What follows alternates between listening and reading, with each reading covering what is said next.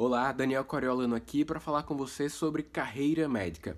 Em um dado momento eu vou falar também um pouco mais aprofundado sobre carreira médica na atenção primária à saúde, mas esse conteúdo é especialmente útil para você que é estudante de medicina, para lhe abrir a mente para diante das possibilidades, para você que é médico recém-formado ou para você que é médico e que quer repensar sobre a sua profissão, quer repensar sobre a sua carreira. Dentro desse contexto profissional, a gente tem constantemente utilizado dois grandes termos, é importante que você saiba a diferença deles: profissão e carreira. Profissão médica e carreira médica. Quando a gente fala sobre profissão médica, trata-se de nós adquirirmos conhecimentos de uma determinada área, no caso a medicina, para que possamos exercer uma função e ter uma remuneração e o sustento com aquilo. Então isso se trata de profissão. Você acessa informações especializadas que vão permitir que você exerça uma dada atividade.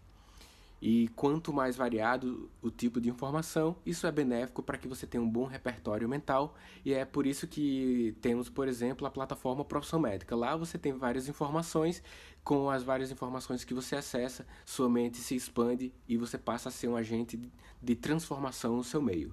E carreira médica, o que é isso? A carreira médica é algo que demanda um maior planejamento.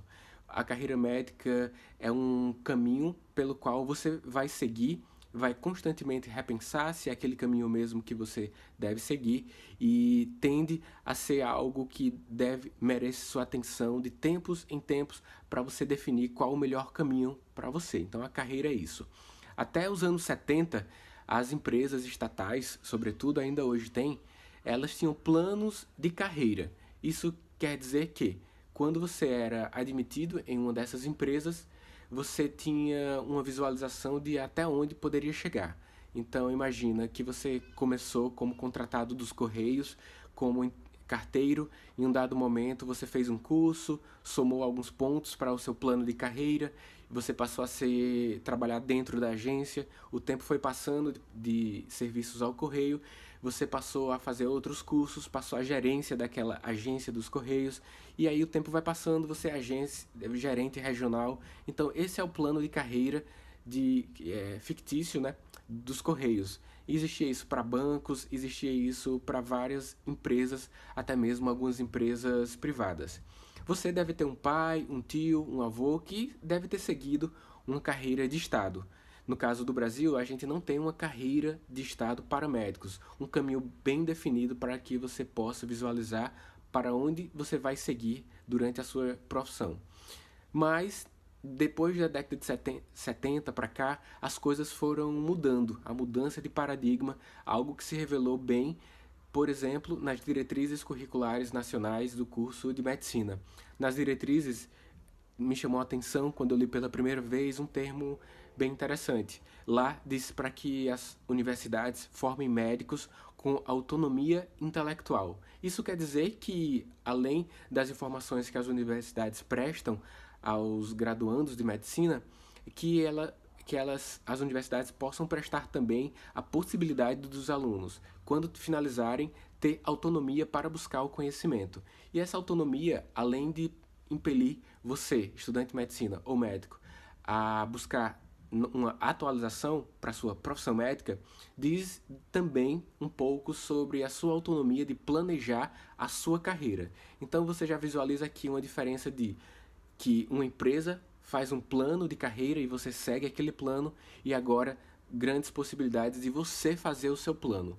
Quando você faz o seu plano, você está exercendo sua autonomia. E a autonomia intelectual também, já que você que vai ter a reflexão, o senso crítico de saber por qual caminho você quer seguir. E esse planejamento envolve as, o acesso a muitas informações, a muitas habilidades, para além do conteúdo biomédico que é próprio da medicina.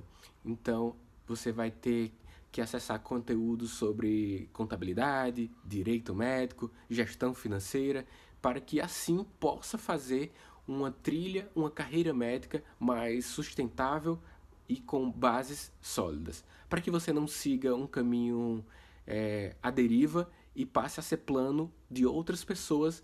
É interessante que você reflita com frequência repense os seus planejamentos para que você possa trilhar caminhos que estão associados a uma boa qualidade de vida, ao sucesso profissional, a bons resultados junto aos pacientes. Dentro da atenção primária à saúde, a gente tem inclinações que favorecem o bom desempenho na atenção primária. Por exemplo, eu, particularmente, como médico de família e comunidade, gosto muito de comunicação. Gosto de seguir o paciente por um período mais prolongado, visualizar as minhas intervenções na vida daquelas pessoas, na vida da sociedade, porque eu consigo enxergar uma certa família e isso me fascina mais. Então, essa minha inclinação por visualizar algo mais sistêmico me fascina e me fez escolher a medicina de família e comunidade. No entanto, eu poderia não levar em conta essa motivação que é intrínseca e levar em conta apenas uma motivação extrínseca. Imagina uma especialidade X que, embora eu tenha consciência dessa minha inclinação por um segmento longitudinal das pessoas, comunicação, tempo maior de consulta, visualização das intervenções da pessoa, na família, na comunidade, eu deixe isso de lado e opte por ser motivado pela honorário médico. Então eu escolho a especialidade X. Ao exercer aquela especialidade e não ter tido anteriormente boas experiências, bons indícios de que eu me daria bem nessa especialidade, eu corro um grande risco de ter frustração no desempenho, mesmo que a média histórica dos profissionais que estão naquela especialidade seja uma remuneração superior à minha remuneração primária da especialidade pela qual eu tenho inclinação. Então você visualizou aí pelo menos dois grandes motivos que fazem com que as pessoas optem por determinadas especialidades médicas. O fator intrínseco, então levar em conta a sua inclinação e com isso poder desempenhar muito bem a sua profissão médica e trilhar uma melhor carreira, ou uma motivação extrínseca, que é você visualiza uma possibilidade de boa remuneração, mas ao exercer corre o risco de não desempenhar com maestria. Pode até ser que você seja transformado e passe a desempenhar a sua função como médico naquela especialidade que lhe chamou a atenção mais pela remuneração, isso pode acontecer, mas não foi o que antes foi demonstrado. É importante que, ao tomar decisões, você leve em consideração fatores intrínsecos e fatores extrínsecos. Quando você consegue um ponto de interseção entre esses dois fatores, há tendência de melhor qualidade de vida, de melhores resultados na sua vida junto aos seus pacientes e melhor satisfação ao desempenhar a sua profissão médica dentro da carreira médica que você planejou. Quando você leva em consideração só um ou só outro de forma bem isolada, existe uma chance maior de acontecer a frustração. Então, isso é importante. Não seja parte de planos de outras pessoas. Faça o seu próprio plano e isso diz respeito também à carreira médica. Outro ponto que é relevante para que se pense ao trilhar uma carreira médica são as formas de contratação junto aos empregadores. Leve em consideração isso porque são formas diversas. Se você é recém-formado ou estudante de medicina, talvez nem saiba que existem várias e várias formas de contratação. CLT é quando a empresa ou instituição contrata você com a carteira de trabalho. Você passa a fornecer um serviço e passa a receber um salário com férias, 13º. Outra forma de ser contratado, do ponto de vista aqui da saúde, é através de uma pessoa jurídica. Então, imagina, um hospital vai contratar alguns plantonistas para a sua escala e aí ele opta por não contratar por CLT, ele contrata uma empresa por PJ, né, que é pessoa jurídica. Você passa a prestar o mesmo serviço a um hospital, só que não é por contratação CLT, é por pessoa jurídica. Então, é como se fosse você, a empresa, prestando serviço a outra empresa. Você, empresa, dentro de outra empresa, atendendo outras pessoas, ao olho nu não parece nada diferente, mas burocraticamente vai estar registrado que você está prestando o serviço para aquele hospital, por exemplo. Isso modifica um pouquinho o que você deve pensar ao aceitar esse tipo de contratação. A pessoa física, quando presta serviço ao hospital ou qualquer outra unidade de saúde, ela tem esses direitos trabalhistas e tem que seguir a lei, a empresa tem que seguir a lei que está lá. Quando você é contratado por pessoa jurídica, caso haja qualquer problema durante o atendimento, o paciente alega por algum momento erro médico ou qualquer conflito que você tem com o paciente, é você como empresa que tem que responder. Você não tem o respaldo legal, assim como teria se você fosse contratada pela empresa. Então, conversa com o seu contador quando for contratado.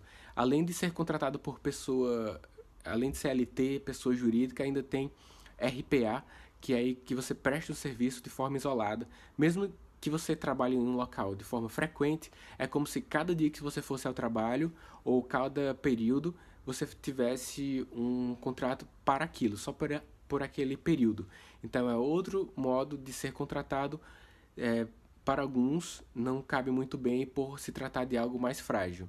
Dentro do contexto público da atenção primária à saúde, você tem uma certa flexibilização também em termos de horários. Você pode ser contratado por 40 horas, 30 horas, 20 horas. Então, existem nuances relacionadas à forma de contratação e ao tempo de contratação que falam, sobretudo, acerca de dois pontos para você. Primeiro é a fragilização trabalhista. Antes de ser contratado, converse com o contador e veja os prós e contras sobre aquele modo de trabalhar.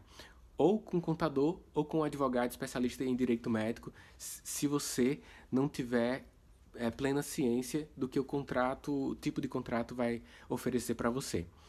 E outra coisa é que o tempo que você vai ser contratado diz também respeito ao quanto você aguenta de pressão. Dependendo do serviço que você vai trabalhar, 40 horas, se for num serviço de grande pressão assistencial, pode lhe trazer um certo transtorno.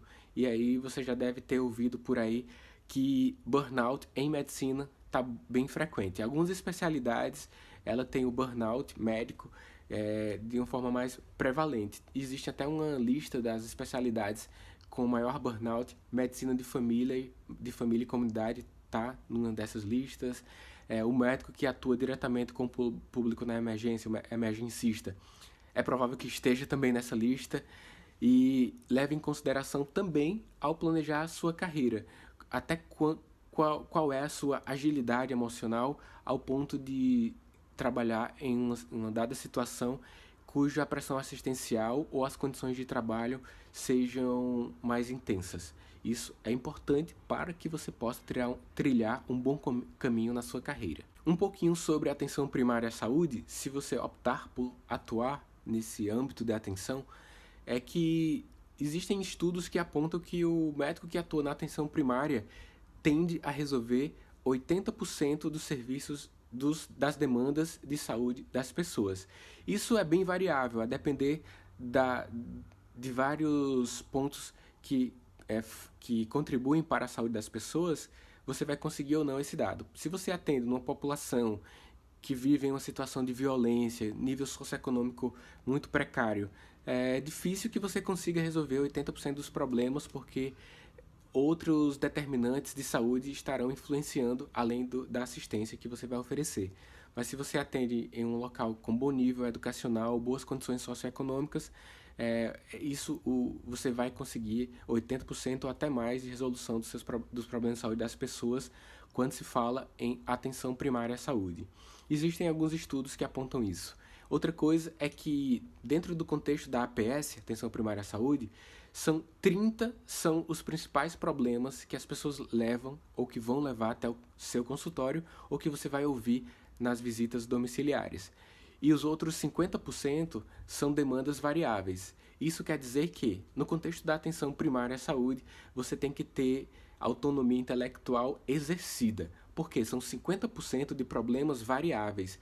Isso demanda uma atualização médica frequente, uma honestidade diante dos seus pacientes, à medida que você não sabe exatamente qual conduta implementar naquele momento e que há possibilidade de aguardar um tempo, você presta um atendimento inicial, busca a melhor fonte baseada na melhor evidência e pode voltar ter uma nova consulta com o paciente e implementar a melhor conduta que você puder.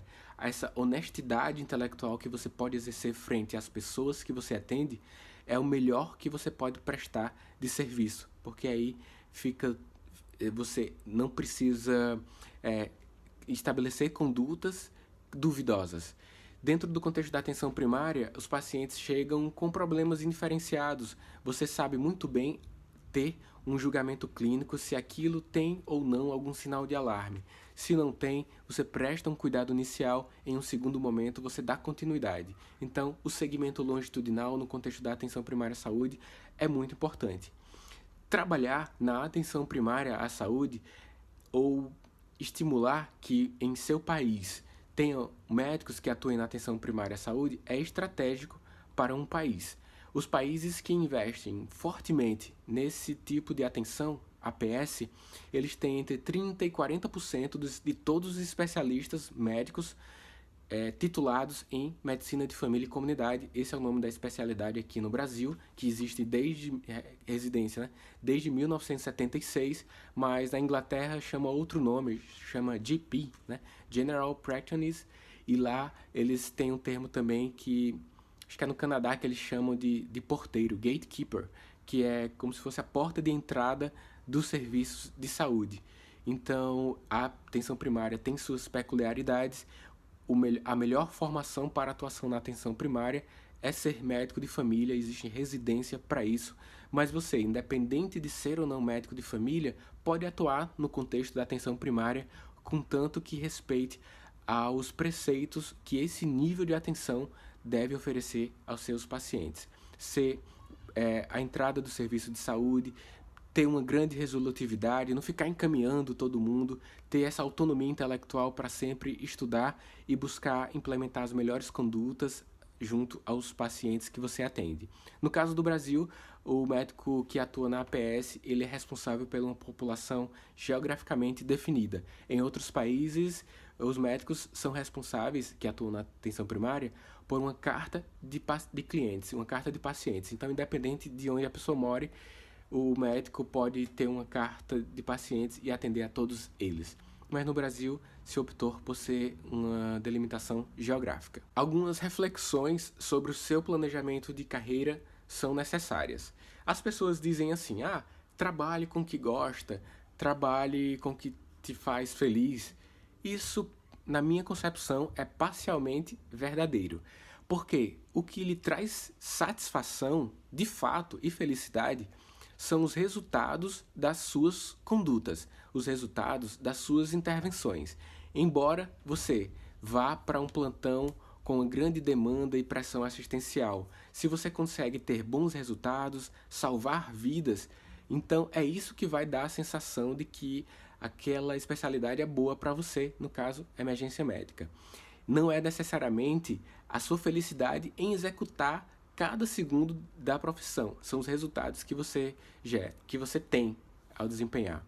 Se você teve boas experiências acadêmicas e viu que o segmento do paciente em um tempo contínuo, longitudinal, é interessante e lhe traz felicidade ver a repercussão de intervenções farmacológicas ou não, então os resultados que isso vai gerar para você vão estar associados a uma boa qualidade de vida. Então, mais do que ser feliz a todo momento, é ter bons resultados com as condutas que você pode implementar a depender da especialidade que você escolher. E outra coisa que deve ser muito bem associada é a sua possibilidade de impacto social. A especialidade que você escolheu ou escolhe ou vai escolher, você consegue prestar dentro dessa especialidade, você consegue atingir o seu propósito de vida, que está associado também, já que a gente está falando de medicina, com impacto social. Então, veja os benefícios que a especialidade pode trazer para você e veja os benefícios que a especialidade que você vai escolher proporciona para a sociedade, para o seu meio. Eu acho muito justo você honrar com a possibilidade de você ser médico prestando um amparo social. Eu não estou dizendo para que você saia atendendo de forma gratuita. Sim, você precisa ser remunerado, mas não é possível que você seja médico e que você não tenha uma visão social dessa engenharia que nós estamos dentro, essa engenharia social que um depende do outro e você não é um ser isolado agindo de forma egocêntrica ou então apenas egoísta em busca de papel chamado dinheiro. Nós temos, dentro da medicina em todas as profissões, uma função social a ser cumprida. Você já pensou o que aconteceu até que você se tornasse quem você é? Você precisa honrar isso. Eu mesmo, a minha avó, ela morava numa casa de pau a pique. Ela e todos os irmãos e irmãs, eles tiveram doença de Chagas, por conta do barbeiro nesse tipo de construção. Aí minha avó conheceu meu avô, eles foram para uma cidade um pouco maior, conseguiram se estabelecer e aí meu avô colocou uma mercearia pequena, aqui no Ceará a gente chama bodega, com mais recurso pôde fazer com que alguns filhos frequentassem a universidade com grande custo. Os netos, no caso eu, consegui ir para a Universidade de Medicina, algo inalcançável há uma geração atrás da minha. Então eu honro essa luta que os meus familiares tiveram para me trazer até aqui, para me transformar no que eu sou hoje. Eu não foi só mérito meu estar aqui, me tornar professor universitário, fazer mestrado. Duas gerações atrás, os meus avós e os irmãos deles todos moravam numa situação precária demais. Essa visão da engenharia social me motiva também, é um fator motivador para que eu continue dentro dessa perspectiva da medicina. Que eu possa sim escolher trilhar a minha carreira médica para ter uma boa remuneração, mas que eu nunca vou esquecer do esforço que minhas gerações passadas, as pessoas que tiveram grande esforço, fizeram por mim. E eu preciso honrar através do exercício da medicina com um papel social. Isso serve para a medicina, isso serve para tudo. Até eu recomendo que você fale lá com seu pai, com seu avô, com sua avó, como foi a trajetória deles e o quanto foi importante cada esforço que eles fizeram para que você se tornasse médico ou médica. Nós vivemos numa sociedade que passa por constante mudança. As mudanças estão cada vez mais rápidas, mais aceleradas, e é preciso que você, com frequência, repense o seu planejamento estratégico de carreira. Até pouco tempo atrás, nós nem voávamos. Santos Dumont inventou o primeiro avião. Um tempinho depois, com uma tecnologia mais simples do que o seu smartphone, nós fomos à Lua, 380 milhões de quilômetros daqui. Há pouco tempo, os japoneses chegaram a um meteoro, pousaram no meteoro, coletaram um material de lá e estão voltando para a Terra. Então, a tecnologia avança muito rápido. A tecnologia vai influenciar a carreira médica. No seu planejamento, você deve colocar no pacote as possibilidades que a tecnologia vai proporcionar para você. E sempre busque associar propósito, missão de vida, remuneração e impacto social para que você possa trilhar uma ótima, sólida e de sucesso carreira médica. Daniel Coriolano, e eu fico por aqui. Espero que você tenha ampliado a sua mente.